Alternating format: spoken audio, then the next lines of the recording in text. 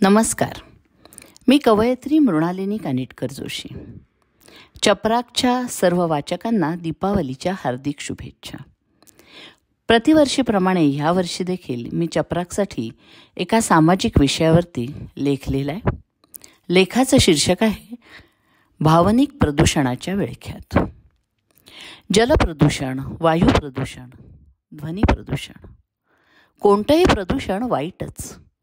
माणसांच्या आणि एकूणच जीवसृष्टीच्या अस्तित्वावर घाला घालणारं, जैविक अजैविक साधनांचा ऱ्हास करणारं, उत्क्रांतीच्या वरच्या स्तरावर असणाऱ्या ज्या सजीवांमध्ये काही ना काही भावभावना, विशेषतः भय असते, त्यांच्या मानसिक अवस्थेवरही या प्रदूषणाचे दूरगामी परिणाम होतात.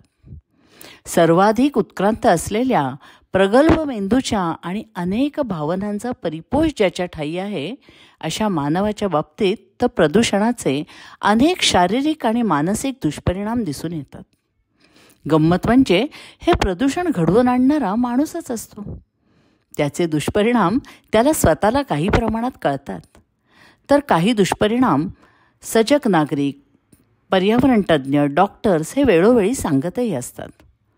पण तरीही माणूस काही शहाणा होत नाही आणि स्वतःत बदलही घडवून आणत नाही. ही सर्व झाली भौतिक पातळीवरची प्रदूषणं. या सर्व प्रदूषणांबद्दल त्या त्या विषयातले तज्ज्ञ बोलतच असतात, माहिती देत असतात. पण मला मुद्दा मांडायचा आहे तो भावनिक प्रदूषणाचा. हे प्रदूषण नकळत किंवा मुद्दाम घडवून आणलं जातं. आज सोशल मीडियाच्या जमान्यात हे घडवून आणणं किंवा पसरवणं खूप सहज शक्य झालं आहे. आणि त्यामुळेच आज आपण एक समाज म्हणून अतिशय विस्कळीत अवस्थेत आहोत.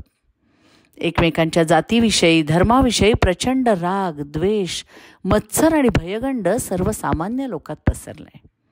एक निरोगी समाजमन आपण हरवून बसलो आहोत.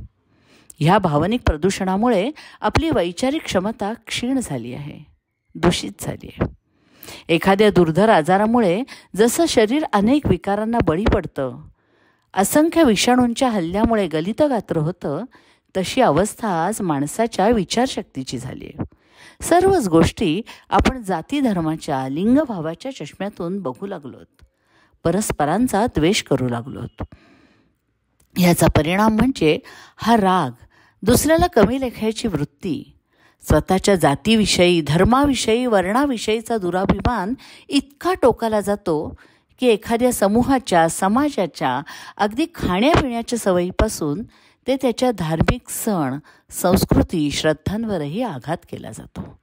त्याला अतिशय वाईट शब्दात हिणवलं जातं. हे फक्त एखाद्या समुदायाच्याच बाबतीत घडतंय का?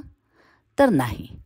प्रत्येक समुदायातले काही लोक किंवा त्यांचं टोळकं दुसऱ्या समुदायावर शाब्दिक शस्त्रांनी तुटून पडत असतात. यातून परस्परांविषयीचा अनादर, जातीधर्माविषयीचा द्वेष आणि स्वतःच्या जातीधर्माविषयीचा दुराभिमान वाढीस लागलाय. व्हॉट्सॲप, फेसबुक, इंस्टाग्राम, यूट्यूब ह्यासारख्या प्रसारमाध्यमांवरून आज प्रत्येक जण व्यक्त होऊ शकतो. व्यक्ती स्वातंत्र्याच्या दृष्टीनं ही खरं तर अतिशय महत्त्वपूर्ण बाब. पण स्वातंत्र्याबरोबर जबाबदारीचं भान येणं गरजेचं असतं. आणि ते न आल्यामुळे व्यक्त होताना अतिशय हिणकस, अश्लील भाषेचा वापर मोठ्या प्रमाणात होताना दिसतो. आज सोशल मीडियावर प्रस्तुत झालेली एखादी पोस्ट आणि त्या पोस्टच्या बाजूनी किंवा विरोधात आलेले कमेंट्स बघितले तर अतिशय गलिच्छ आणि संतापजनक भाषेचा वापर केलेला दिसतो. सर्वात वाईट गोष्ट अशी की ह्या सगळ्यात एकमेकांच्या आया बहिणींचा, बायकोचा अतिशय घाणेरड्या शब्दात उद्धार केलेला असतो. कोणी अधिकार दिला तुम्हाला कोणत्याही बायकांबद्दल असं बोलायचा? आपली नीच पुरुषी मानसिकता इथे उघडपणे दाखवून देताना यांना मुळीच लाज वाटत नाही. आणि भीती ती तर अजिबात नाही. कारण कायद्याचा, पोलिसांचा, समाजाचा धाकच नाही उरला. ज्या वयानं मोठ्या असणाऱ्या माणसांनी वडिलकीच्या नात्यानं चुकणाऱ्या तरुणाईला दटावायचं, ती वयानं प्रौढ निब्बर पुरुष माणसंच यात पुढे असतात. कोणी बायका या पोस्टवरच्या स्त्रियांना अपमानित करणाऱ्या कमेंट्सवर सहसा बोलायला जात नाहीत. एखादी बोललीस तर तिला त्याच पद्धतीने अपमानित केलं जातं. त्यामुळेच अनेक स्त्री पुरुष ह्या विषयावर व्यक्त न होणंच पसंत करतात. पण त्यामुळेच हा असभ्यपणा, उन्माद वाढत जातो आणि त्यात वाहवत जाणारे पुरुष आणि काही वेळा बायकासुद्धा अतिशय चुकीच्या भाषेत व्यक्त होत राहतात. एखाद्या मताला, विचारधारेला विरोध असू शकतो, पण आपलं हे मत सभ्य शब्दात मांडणं शक्य नाही का? दुसऱ्याचं मत आपल्याला पटलं नाही तर तसं स्पष्टपणे आपण सांगू शकतो. त्या मतावर चर्चा, विचार करू शकतो. पण हे सगळं सोडून माझं मत, माझी विचारधारा, माझी संघटनाच कशी योग्य आहे याचा माज आणि उन्माद आज समूह मानसिकतेत दिसतो आहे. हो, समूह मानसिकता. कारण एकट्याच्या बळावर एखादी विचारधारा, एखादं मत रेटण्याएवढं धारिष्ठ्य प्रत्येकाकडे असेलच असं नाही.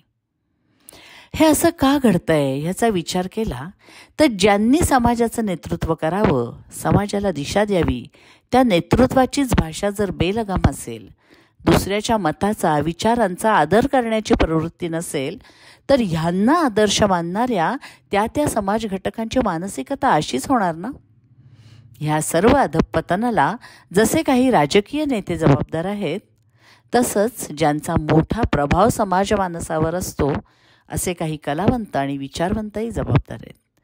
कोणत्याही चुकीच्या गोष्टीचं समर्थन न करता आणि कोणालाही कमी न लेखता समाजाला दिशा दाखवणं आणि किमान आपल्या बोलण्यातून, वर्तणुकीतून कुठेही जातीवाद, धर्मभेद दिसू न देणं आणि मुख्य म्हणजे वास्तवातही तो आपल्या मनात नसणं हे महत्त्वाचं.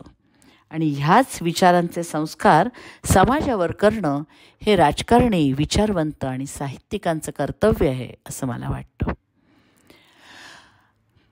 आता प्रश्न निर्माण होतो की ह्या संपूर्ण देशात अशी शहाणी वाचणारी माणसंच नाही आहेत का काय? का त्यांची संख्या अगदी अल्प आहे? तर तसंही नाही.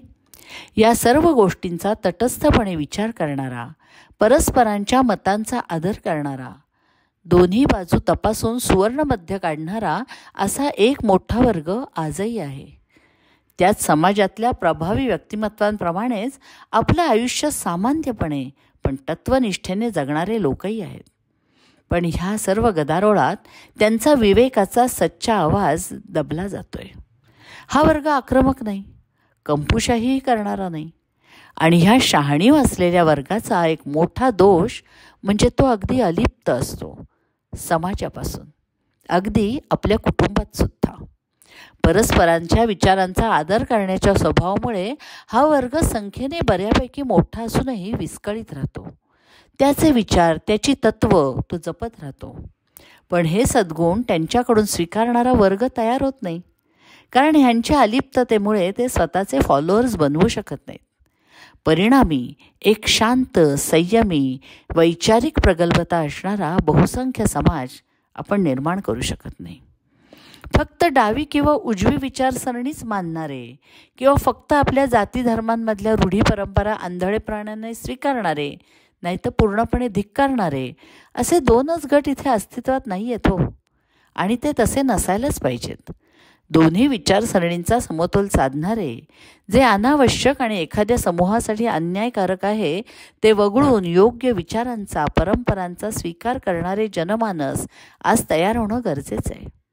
आणि त्यासाठी ज्यांची वैचारिक क्षमता आणि विवेक जागृत आहे अशा लोकांनी एकत्र येणं आणि अधिक विचारशील, प्रगत आणि निर्भय समाज घडवण्यासाठी पुढाकार घेणं फार गरजेचं आहे. आणि त्यासाठी त्यांना जनमानसाचा पाठिंबा मिळणं हेही महत्त्वाचं. भावनिक प्रदूषणामुळे आज माणूस वैचारिक प्रगल्भता, सहजभाव, संवेदनशीलता गमावून बसलाय. आपापसातील द्वेषभाव, भांडणामुळे आपण एक सुदृढ, निरोगी समाज व्यवस्था गमावून तर बसणार नाही ना, अशा भीतीचं वादळ आज अनेक सजग सर्वसामान्य माणसांच्या मनात घोंगावतंय. हे भावनिक प्रदूषण वेळेत रोखूया आणि वैचारिक प्रगल्भतेचा प्रवाह विस्तारूया.